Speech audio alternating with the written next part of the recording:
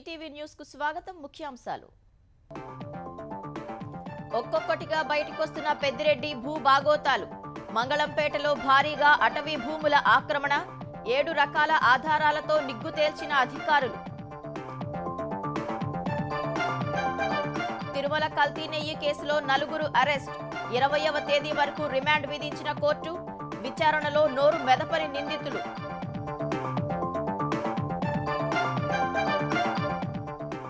బీజేపీయేతర రాష్ట్రాలపై కేంద్రం వివక్ష చూపుతోందన్న రేవంత్. హక్కుల రక్షణ కోసం ఐక్యం కావాలని పిలుపు. అవసరమైతే చొరవ తీసుకునేందుకు సీఎం సంసిద్ధత. ఛత్తీస్గఢ్ లో మావోయిస్టులకు మరో గట్టి దెబ్బ. నిన్నటి ఎన్కౌంటర్లో పలువురు ముఖ్య నేతలు హతం. రెండో అతిపెద్ద ఎదురుకాల్పుల ఘటనగా పేర్కొన్న అధికారులు. నేడు ప్రధాని మోదీ పరీక్షా పే చర్చ. విద్యార్థులతో తమ అనుభవాలను పంచుకోనున్న ప్రముఖులు. ఈసారి వినూత్న పద్ధతిలో ఏర్పాట్లు.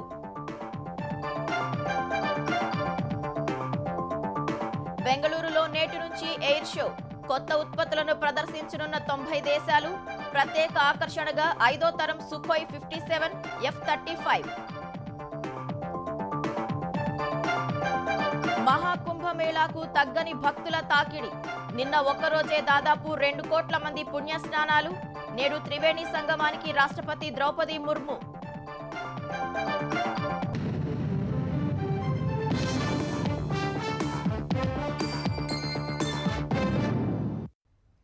వైసీపీ సీనియర్ నేత మాజీ మంత్రి పెద్దిరెడ్డి పాపాల పుట్ట బద్దలవుతోంది. పుంగనూరు నియోజకవర్గం మంగళంపేటలో అటవీ భూములను ఆక్రమించి 104 ఎకరాల్లో వ్యవసాయ క్షేత్రాన్ని ఏర్పాటు చేసుకున్నట్లు విజిలెన్స్ అధికారులు తేల్చారు. మాజీ మంత్రి భూ బాగోతాలను 7 రకాల ఆధారాలతో నివేదిక సిద్ధం చేసిన అధికారులు చర్యలు తీసుకోవాలని ప్రభుత్వానికి సిఫార్సు చేశారు. చిత్తూరు జిల్లా పులిచెర్ల మండలం మంగళంపేట రక్షిత అటవీ ప్రాంతంలో మాజీ మంత్రి పెద్దిరెడ్డి రామచంద్రారెడ్డి చేసిన భూ కబ్జాలు ఒక్కొక్కటిగా వెలుగులోకొస్తున్నాయి. జనవరి 29న పెద్దిరెడ్డి అక్రమ సామ్రాజ్యం గుట్టును ఈనాడు, ఈటీవీ ఆధారాలతో సహా వెలుగులోకి తెచ్చాయి. దీనిపై విలేకరుల సమావేశం నిర్వహించిన పెద్దిరెడ్డి ఆ భూములన్నీ తాను కాయకష్టం చేసి చెమటోడ్చి సంపాదించుకున్నవి అన్నట్లుగా అడ్డగోలుగా సమర్థించుకునే ప్రయత్నం చేశారు. ఈ భూభాగోతంపై సమగ్ర విచారణ చేపట్టిన విజిలెన్స్ అధికారులు పెద్దిరెడ్డి భారీగా అటవీ భూముల్ని ఆక్రమించి వ్యవసాయ క్షేత్రాన్ని ఏర్పాటు చేసుకున్నారని నిగ్గు తేల్చారు. 295, 296 సర్వే నంబర్లలో 23.69 ఎకరాల పట్టాభూమి మాత్రమే ఉంటే అటవీ భూమిని ఆక్రమించి 104 ఎకరాల్లో వ్యవసాయ క్షేత్రాన్ని అభివృద్ధి చేసుకున్నారని, దాని చుట్టూ కంచె వేశారని నిర్ధారించారు.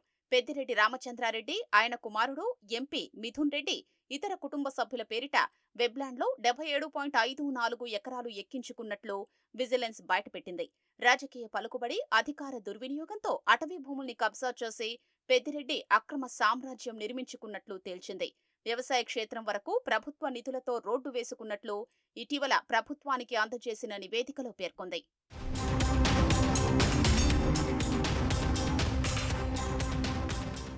పెద్దిరెడ్డి మంగళంపేటలో అటవీ భూముల్ని ఆక్రమించుకున్న తీరును 7 ఆధారాలతో విజిలెన్స్ బయటపెట్టింది.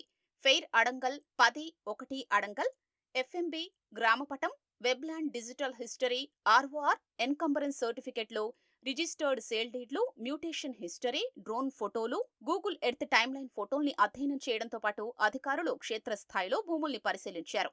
సర్వే నంబర్లలో 23.69 ఎకరాలున్న భూమి రిజిస్ట్రేషన్ డాక్యుమెంట్లలోకి వచ్చేసరికి 45.80 ఎకరాలకు, వెబ్లాండ్లో 77.54 ఎకరాలకు, 10-1 అడంగల్లో 86.65 ఎకరాలకు, క్షేత్రస్థాయిలో వెళ్లేసరికి 104 ఎకరాలకు పెరిగిపోయిందని గుర్తించారు.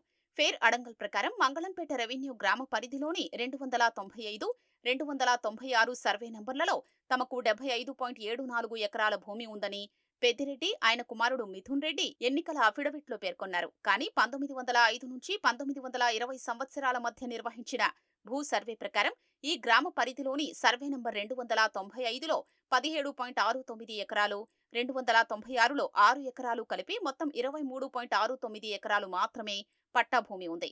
అది మెట్టభూమి. పాకాల సబ్ రిజిస్ట్రార్ కార్యాలయంలోని రిజిస్టర్డ్ సేల్ డీడ్లలో 295, 296 సర్వే నంబర్లలో ఉన్నది 23.69 ఎకరాలైతే పెద్దిరెడ్డి ఆయన కుటుంబ సభ్యులు 45.80 ఎకరాలు రిజిస్టర్ చేసుకున్నట్లు రిజిస్టర్ సేల్ డీడ్లు ఉన్నాయి. ఆ 2 సర్వే నంబర్లను సబ్ డివిజన్ చేసినట్లుగా చూపించి ఎక్కువ భూమి రిజిస్టర్ చేసుకున్నారు. దేశిరెడ్డి మంగమ్మ నుంచి పెద్దిరెడ్డి లక్ష్మిరెడ్డి సర్వే నంబర్ 295/1ఏలో 15 ఎకరాలు కొన్నట్టు 2000 డిసెంబర్ 29న రిజిస్ట్రేషన్ చేసుకున్నారు. దేశిరెడ్డి శ్రీరాములు రెడ్డి నుంచి పెద్దిరెడ్డి ఇందిరమ్మ 295/1బిలో 10.80 ఎకరాలు కొన్నట్లు 2009 డిసెంబర్ 29న రిజిస్ట్రేషన్ చేశారు. దేశిరెడ్డి చెంగారెడ్డి నుంచి పెద్దిరెడ్డి మిథున్ రెడ్డి 295/1సిలో 10 ఎకరాలు కొన్నట్టు 2001 జనవరి 1న రిజిస్ట్రేషన్ చేశారు. దేశిరెడ్డి సర్వేశ్వర్ రెడ్డి నుంచి పెద్దిరెడ్డి ఇందిరమ్మ 295/1డిలో 0.89 ఎకరాలు కొన్నట్లు 2001 జనవరి 1న సేల్ డీడ్ జారీ అయింది. సర్వే నంబర్ 295లో 17.69 ఎకరాల భూమి ఉంటే ఏకంగా 36.69 ఎకరాల్ని పెద్దిరెడ్డి ఆయన కుటుంబీకులు వేరే వ్యక్తుల నుంచి కొన్నట్లు చూపించి రిజిస్ట్రేషన్ చేసుకున్నారు. అంటే ఆ సర్వే నంబర్లో ఉన్నదానికంటే అదనంగా 19 ఎకరాల రిజిస్ట్రేషన్ జరిగింది. సర్వే నంబర్ 296లో ఉన్నదే 6 ఎకరాలైతే దేశిరెడ్డి సర్వేశ్వరరెడ్డి నుంచి పెద్దిరెడ్డి ఇందిరమ్మ 296/1లో 9.11 ఎకరాలు కొన్నట్లు 2001 జనవరి 1న రిజిస్ట్రేషన్ చేశారు. అక్కడున్న దానికంటే అదనంగా 3.11 ఎకరాల్ని రిజిస్టర్ చేయించుకున్నారు.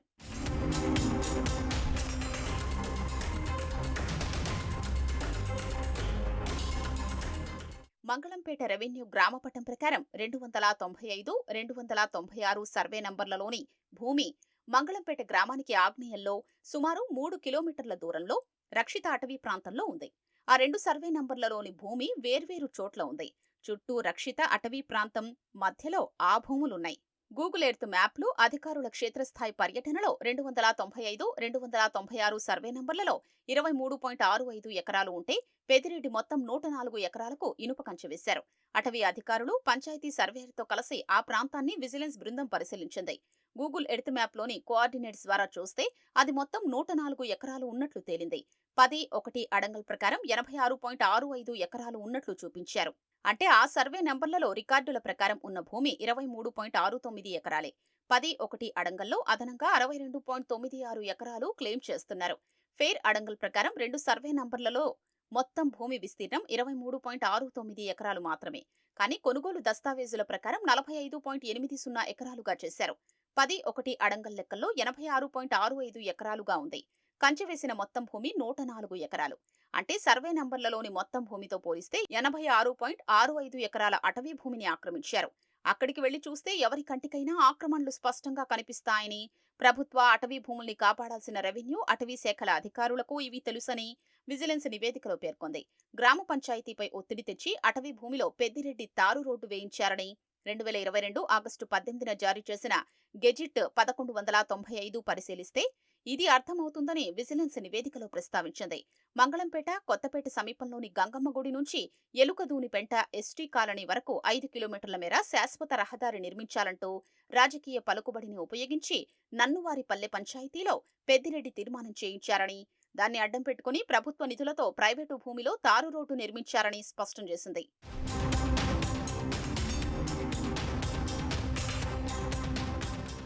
అటవీ, రెవెన్యూ భూములు ఆక్రమించుకున్న పెద్దిరెడ్డి రామచంద్రారెడ్డి సహా ఆయన కుటుంబీకులపై క్రిమినల్ కేసులు నమోదు చేయాలని విజిలెన్స్ విభాగం ప్రభుత్వానికి సిఫార్సు చేసింది. కబ్జాకు గురైన భూమిని తిరిగి ప్రభుత్వం స్వాధీనం చేసుకోవాలని స్పష్టం చేసింది. తిరుమల శ్రీవారి లడ్డూ ప్రసాదం తయారీ కోసం కల్తీ నెయ్యి సరఫరా చేశారనే ఫిర్యాదులపై నమోదైన కేసులో కీలక ముందడుగు పడింది. సిట్ అధికారులు 4 నిందితులను అరెస్ట్ చేశారు. రాత్రి 10:30కు నిందితులను 2వ అదనపు మున్సిఫ్ కోర్టు న్యాయమూర్తి నివాసంలో ప్రవేశపెట్టగా న్యాయమూర్తి వారికి ఈ నెల 20 వరకు రిమాండ్ విధించారు. ఏఆర్ డైరీ పేరుతో శ్రీ వైష్ణవి డైరీ ప్రతినిధులై నెయ్యి సరఫరాకు టీటీడీ టెండర్లు దక్కించుకున్నట్లు సిట్ తేల్చింది.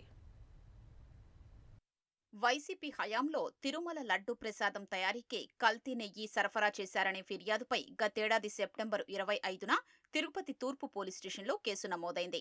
దీనిపై సుప్రీంకోర్టు ఆదేశాలతో సీబీఐ, ఏపీ పోలీసు అధికారులతో ఏర్పాటైన సిట్ ఇటీవల దర్యాప్తు ముమ్మరం చేసింది. CBI Hyderabad zone joint director Veeresh Prabhu, ఇతర సభ్యులు గత 3 రోజులుగా వైష్ణవి డైరీకి చెందిన డ్రైవర్లు, టీటీడీ సిబ్బందిని విచారించారు. వారు వెల్లడించిన సమాచారం ఆధారంగా ఉత్తరాఖండ్ రాష్ట్రం రూర్కీలోని Bhole Baba organic dairy private limited డైరెక్టర్లు విపిన్ జైన్, పొమిల్ జైన్, శ్రీకాళహస్తి సమీపంలోని పెనుబాకలో ఉన్న Sri Vaishnavi dairy private limited CEO Apoorva Chavda, Tamil Nadu రాష్ట్రం దిండిగల్లోని AR dairy MD doctor Raju రాజశేఖర్లను పిలిపించి విచారించారు.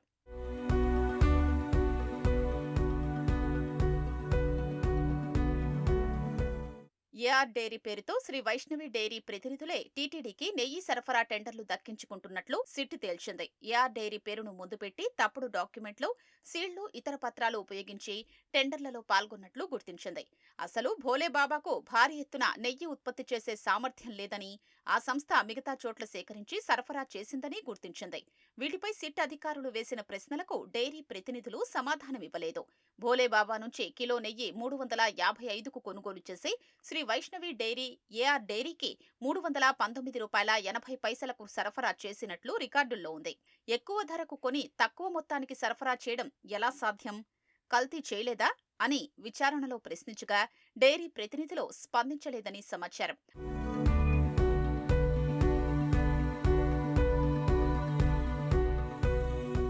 $319.80 కిలో చొప్పున నెయ్యి సరఫరా చేసేలా తమిళనాడులోని ఏఆర్ డైరీ సంస్థ టీటీడీతో ఒప్పందం కుదుర్చుకుంది. ఆ సంస్థకు భారీగా నెయ్యి ఉత్పత్తి సామర్థ్యం లేదు.